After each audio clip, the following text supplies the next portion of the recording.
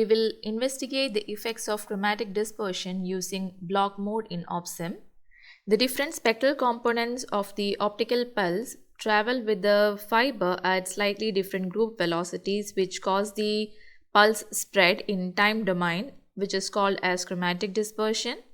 So basically in this video, we will demonstrate how OpSim can help in understanding, evaluating and optimizing the chromatic dispersion compensation methods. Basically, dispersion management in a single mode fiber link can be accomplished in many ways, but the most widely used approach is employing length of transport fiber of opposite dispersion characteristics to that of the principal fiber in the link, which will be basically a standard single mode fiber. So typically a 10 to 20 kilometer length of a DCF is placed before the regenerators, inducing the negative dispersion so as to compensate for the positive dispersion which is accumulated for around 60 to 80 kilometer length of the fiber.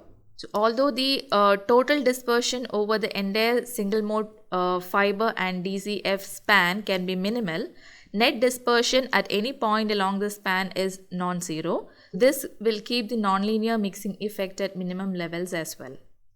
Now, depending upon the placement of DCF in each span, the dispersion compensation can be categorized into two implementations. One is the dispersion post-compensation and other is dispersion pre-compensation.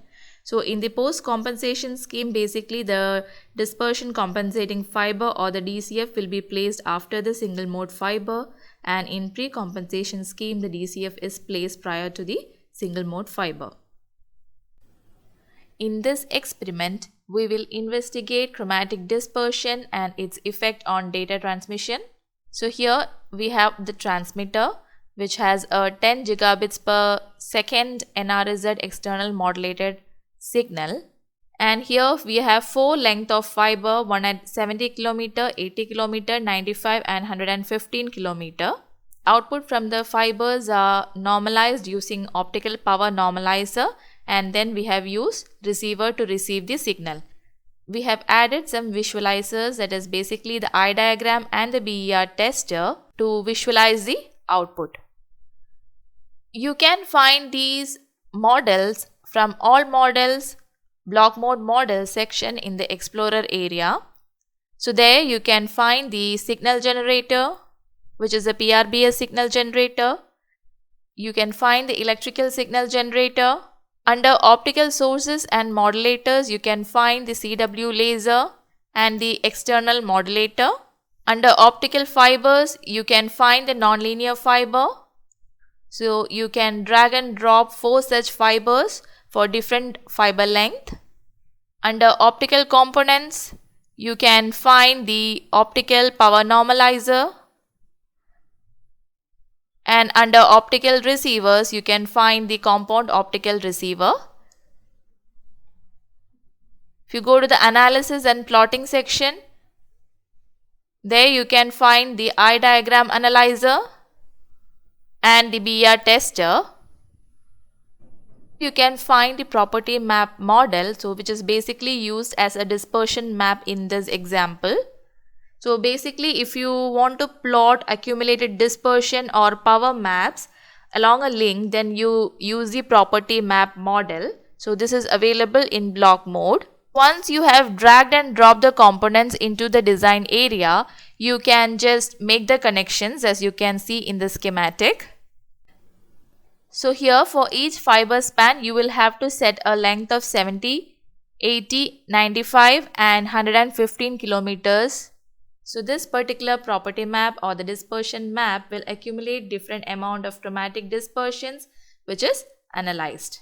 You can go to the dispersion map or the property map properties, and there you can choose to set what kind of map you need to plot using this property map, whether you want to plot a dispersion map, a power map, width map, etc. So in this case, we are going to plot a dispersion map. So you can choose the dispersion map option as yes.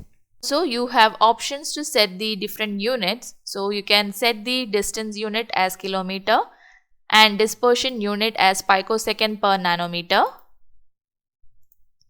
To set the transmitter to 10 gigabits per second, you can go to the properties of the PRBS generator and you can set the bit rate as 10E9.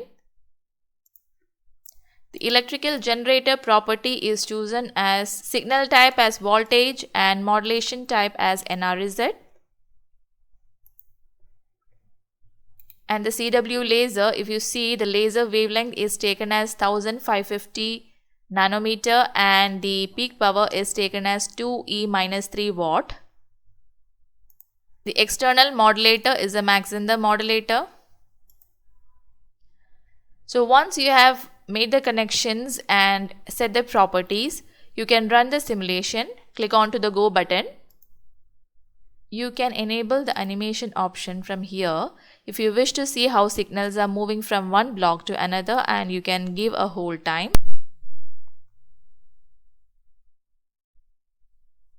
So let us check the dispersion map for the different fiber length. So go to the view result option. You can see the dispersion map for this particular wavelength. So this is the dispersion in picosecond per nanometer, and you can find the fiber length in kilometer. From this particular map, you can see that as fiber distance increases, the dispersion also increases. You can also view the eye diagram and the BER for different fibers. So let's take a look at the eye diagram for the SMF 70 kilometer. So now let us take a look at the eye diagram for the 115 kilometer fiber. And let's compare it with that of the 70 kilometer. So now you can clearly analyze the dispersion effect in the 70 kilometer fiber and the 115 kilometer fiber. Same way you can compare the eye diagram as well as the BER values for the different fiber length. To view the eye diagram, as you can see here, you have to go to the properties of the eye diagram block and you can choose the eye mode as contour.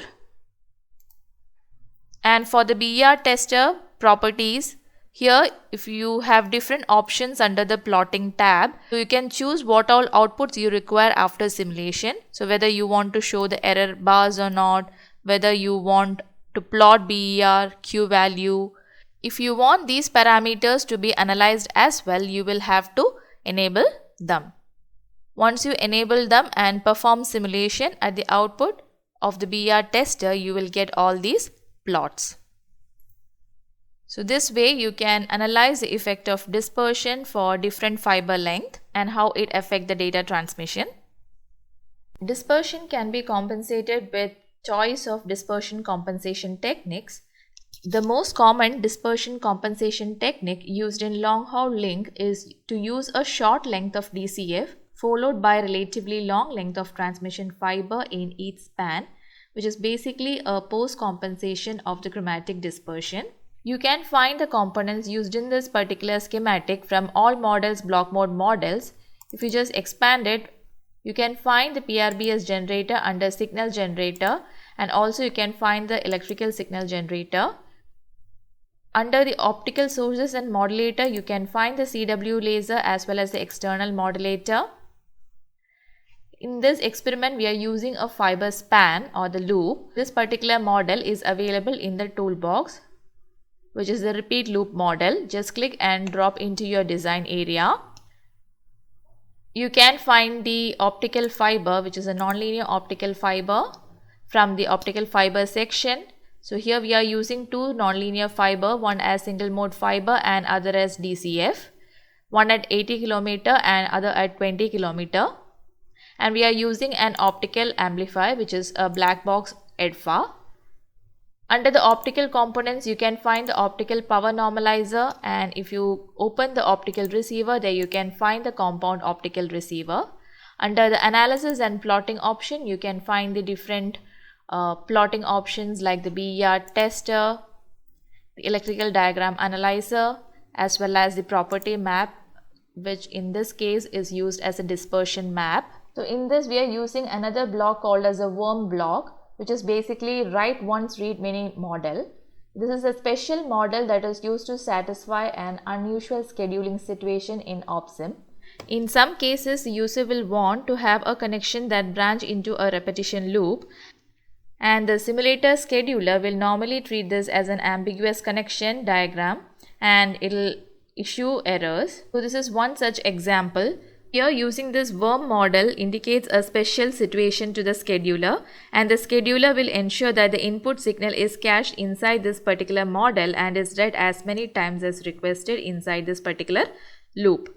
You can use this particular model on all connections that branch into a repetition loop, and this particular model has no parameters, as you can see from the property window. General purpose models, write once, read many. You can drag and drop these components into the design area and make connections, as you can see in the schematic. If you go to the PRBS generator, you can set the bitrate as 10E9, and if you go to the laser, you can see that laser power is taken as 1E-3 and the wavelength is set to 1550 nanometer. The external modulator used here is a Mach-Zehnder modulator. If you just go to the properties of the loop, you can set the number of repetitions as well as the type of the signal. So inside the loop, you can find an 80 km single mode fiber which is followed by a 20 km DCF for the dispersion compensation, and that is followed by an optical amplifier that compensate for the fiber loss or the attenuation loss. You can make the connections to complete the loop. If you just go to the properties of the dispersion compensation loop, this is basically a 20 km fiber with a negative dispersion slope. Total link length will be 100 into 20, which is 2000 km. Here the property map shows the dispersion map. Go to the properties and set the dispersion map option as yes. Once the design is complete and the properties are set, you can run a simulation. You can click onto the go option. You can enable the animation and give a hold time of 100 milliseconds. This is basically to see how the signal is moving from one block to another. You can click on OK. So once the simulation is complete, you can just open the property map to see the dispersion map for the entire link. This shows us the dispersion map, dispersion in picoseconds nanometer with respect to the distance in kilometer for the entire fiber link. If you want to analyze the dispersion for a single span, you can just go to the properties of the span and make the number of repetition as 1, and then you can rerun the simulation. Once simulation is complete, if you just open the dispersion map, you can see the dispersion for a single span. You can also analyze the eye diagram and the BER output. So for the entire 2000 km fiber link, you can analyze the BER and Q factor results as well. You can also get the data in text format from this option. So here you can see the BER value, BER low and high, as well as the Q factor value. If you want to compare the results before and after dispersion compensation, then you can just change the single mode fiber length, for example 115 km, and rerun the simulation. Then you can compare the result with the dispersion compensation to that of the one without dispersion compensation in the earlier schematic.